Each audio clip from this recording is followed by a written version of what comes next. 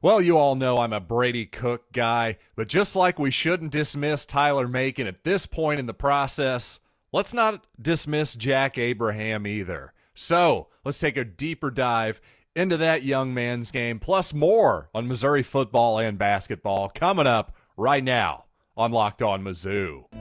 You are Locked On Mizzou, your daily podcast on the Missouri Tigers, part of the Locked On Podcast Network. Your team every day.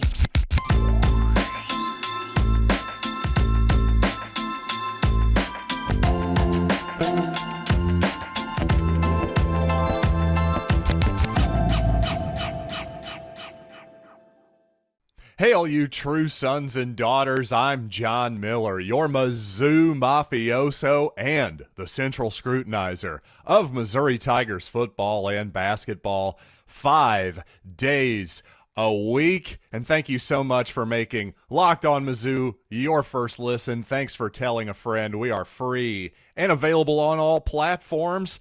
And also thanks to BetOnline for sponsoring today's show. BetOnline has you covered this season with more props, odds, and lines than ever before. BetOnline, where the game starts. And of course, today I want to start with Jack Abraham because, well, again, I am Mr. Hashtag Let Brady Cook. I'm on Team Brady Cook, and I have been all off season. But obviously, regardless of who takes the ball for Missouri in week 1 against Louisiana Tech, I'm going to be rooting for him. But you know what? I want to have a real opinion on Jack Abraham. I don't want to just take a cursory glance at his total statistics and take anybody else's opinion. No, I want to let my eyes tell the story a little bit. And you know what? I really had to dig for it, but I did find a full game of Jack Abraham in college football. October 3rd, 2020. Yes, the dreaded COVID-19 season. Southern Mississippi had a 41-31 victory over North Texas. Ironically enough, Jack Abraham actually facing a 27-year-old quarterback for the Mean Green on the other side. So you know what? Hold your old guy jokes. Thank you very much. I got your back, Jack. But first of all, let's be fair here. I'll be really honest. Again, with the bias that I have toward Brady Cook, I have to admit I was wanting my socks to be blown off a little bit in this game. So I was trying to find the best game I could as an example of that, but with limited options out there, this was the best full game I could find of Jack Abraham.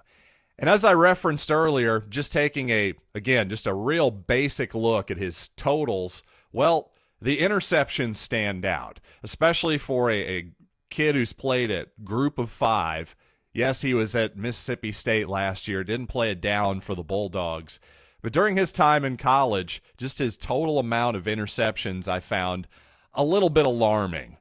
But as I watched this game, by the way, a great spot for Jack Abraham to not make any mistakes in this game, because while Abraham didn't have his usual center or his star wide receiver, the game script was set up really nicely for him at the very least to play mistake-free football.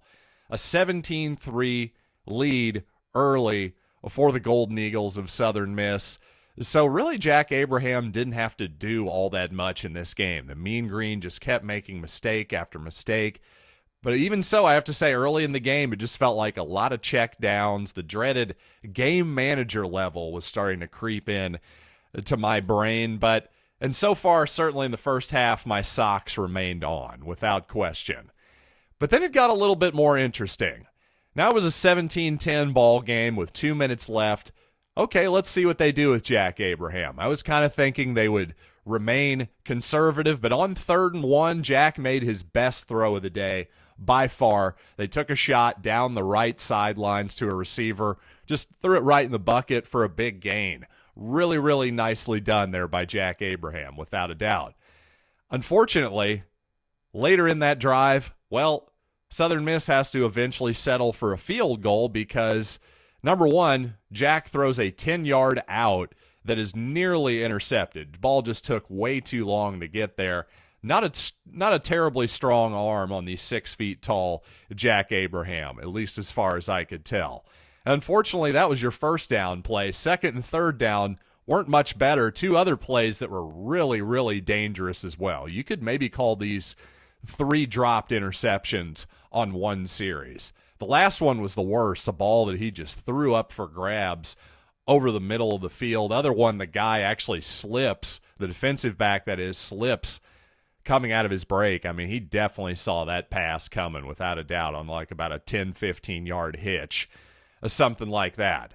But with a 10-point lead early, second half again, Abraham not expected to do a whole lot. He does find a guy wide open for a 68-yard touchdown.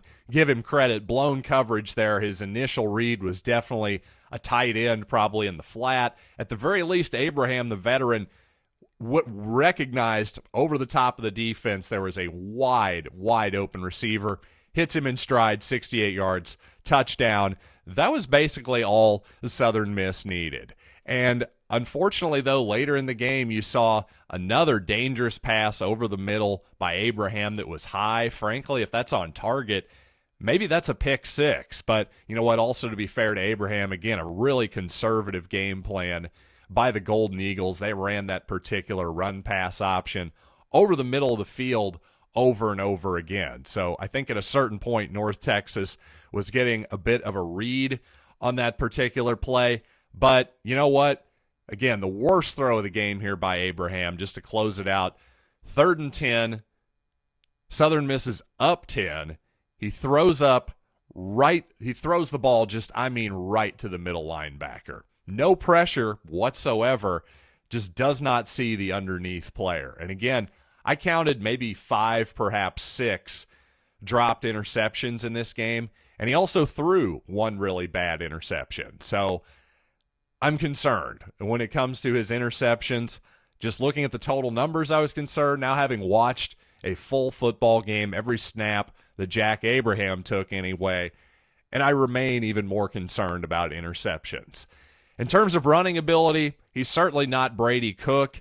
He also isn't JT Daniels, the former Georgia product, who truly had no rushing ability whatsoever, no mobility, no ability to scramble. That's something I noted when breaking down his game this summer, when it looked like Missouri was in his market for sure. But I would compare Abraham's running to more like a healthy Connor Bazelak, Drew Lock, that type of runner. In other words, if there's a wide open field in front of him, he can run 10 yards and pick up a first down. But other than that, don't expect any elusiveness or a lot of things happening outside of the pocket.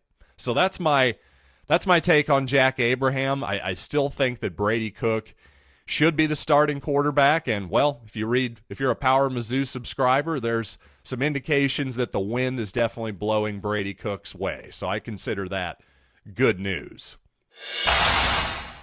And coming up, some Mizzou football injury notes and some real reasons for optimism surrounding Missouri basketball going forward. But first, I want to tell you about BetOnline.net, the fastest and easiest way to check in on all your betting needs.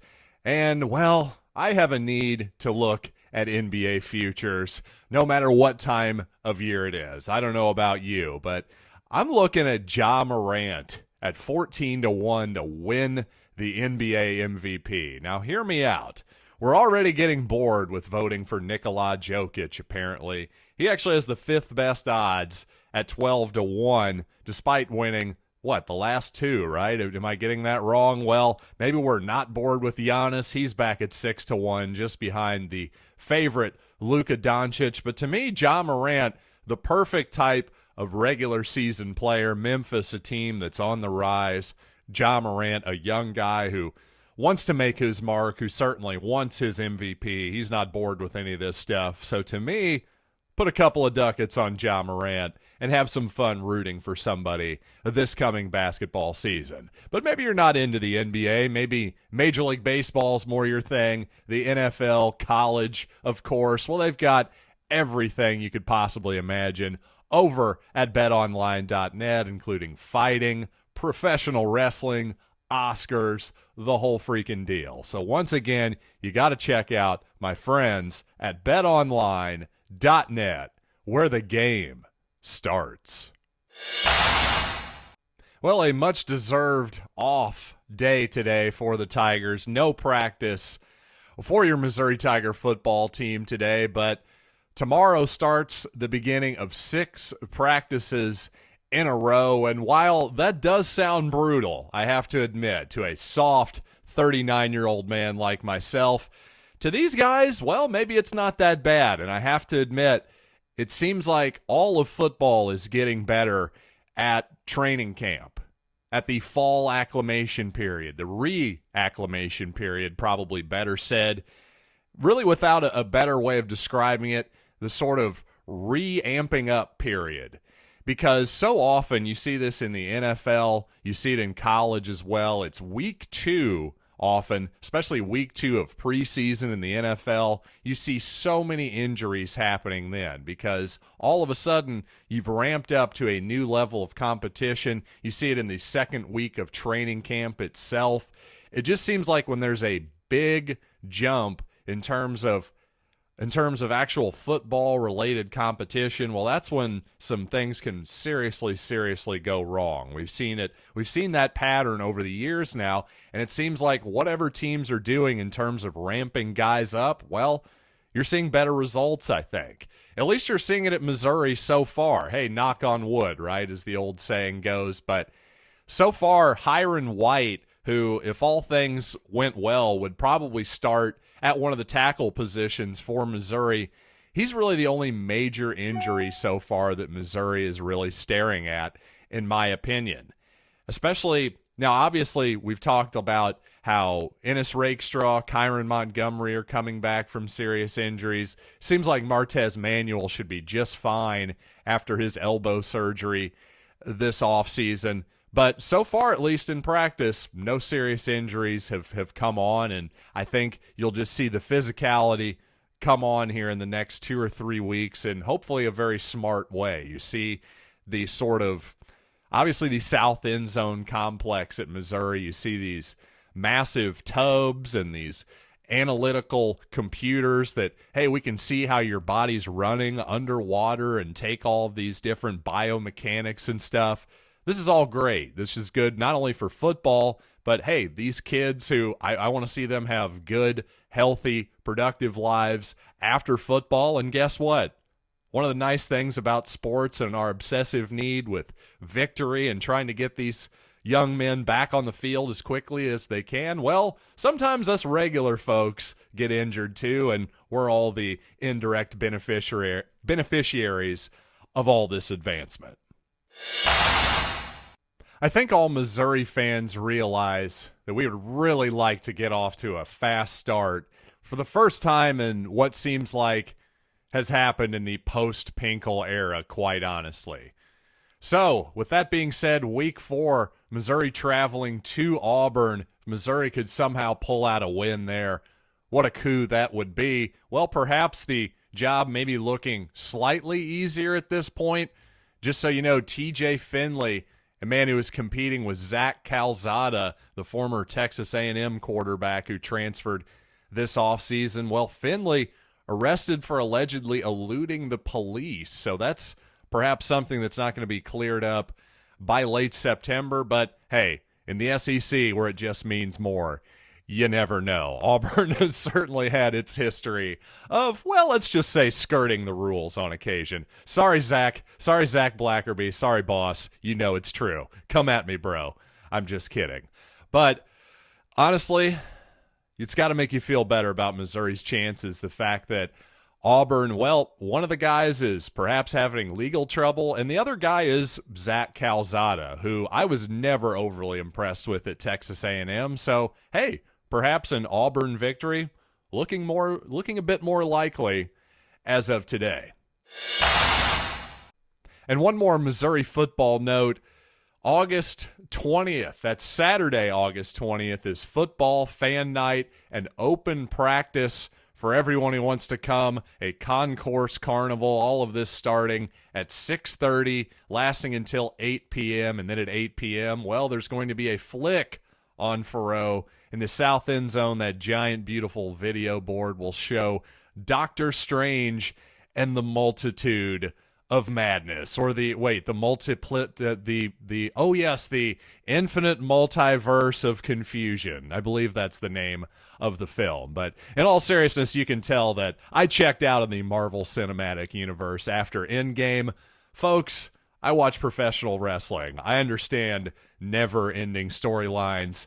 I don't have any interest in my cinema. But you know what? I'm outnumbered there. So if you're into an open practice, a concourse carnival with some face painting, all that good stuff for kids, well, check it out. 6:30 on August 20th, Saturday, August 20th, 6:30, 8 p.m. for the movie if you want to stick around for that. And finally, just to close it out, I do want to talk about a real reason for optimism about Missouri Tiger basketball and the Dennis Gates era right after this.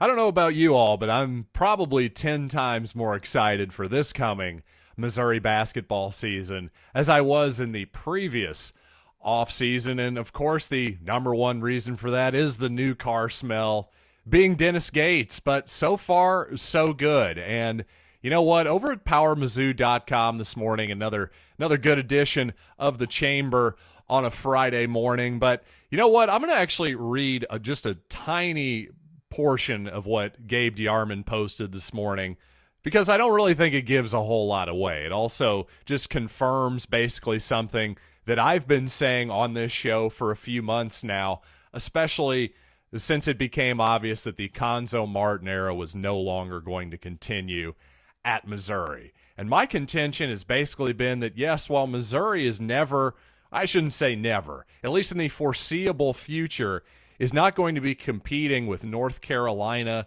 and Kentucky, for instance, for a lot of the top, say, one-and-done, top 15 to 20 type recruits. Well, heck, you can live in the range just below that, in the tier 2 or maybe one tier and another tier below that, top 100 type players.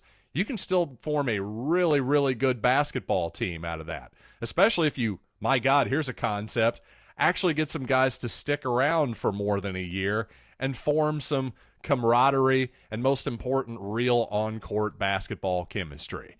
Well, here's what Gabe said this morning again in the Chamber. The top 25 to 30 guys are always going to be tough and are always going to have tons of options, but a school like Missouri should live in the 50 to 150 range where both Trent Pierce fall and where Anthony Robinson fell, by the way.